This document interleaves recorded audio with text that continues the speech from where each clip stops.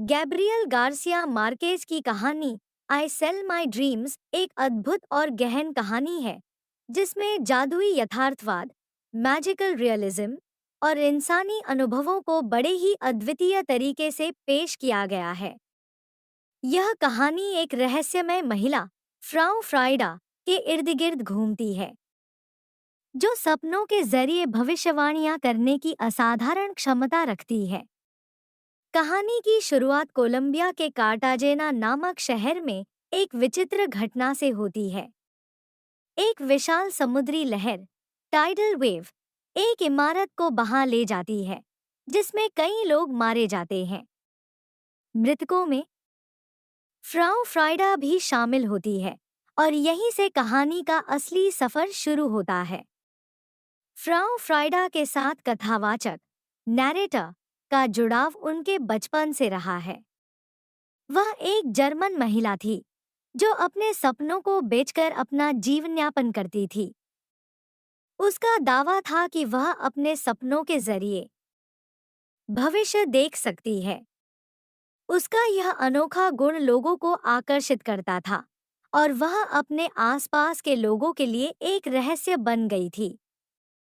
लेखक हमें बताते हैं कि कैसे फ्राउ फ्राइडा की भविष्यवाणियों ने कई बार लोगों की जिंदगियों को बदला।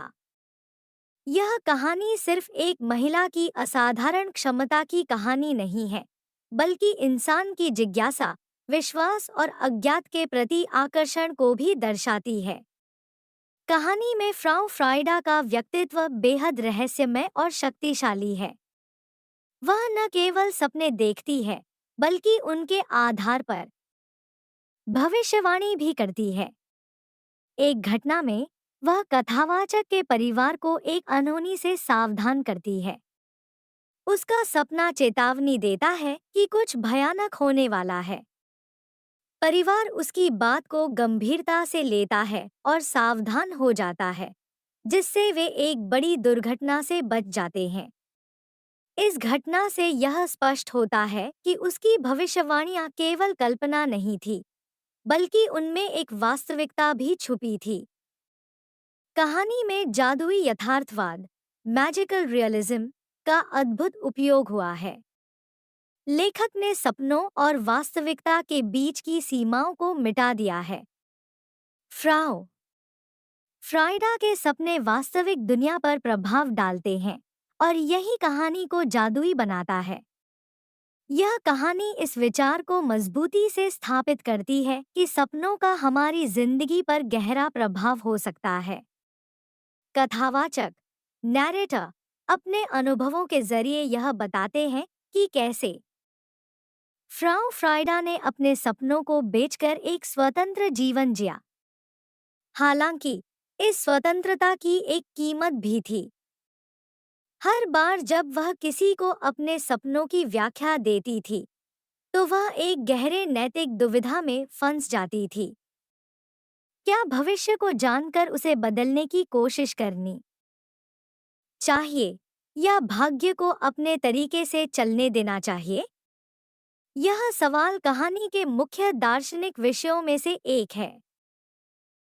फ्राउ फ्राइडा का चरित्र केवल सपनों और भविष्यवाणियों तक सीमित नहीं है।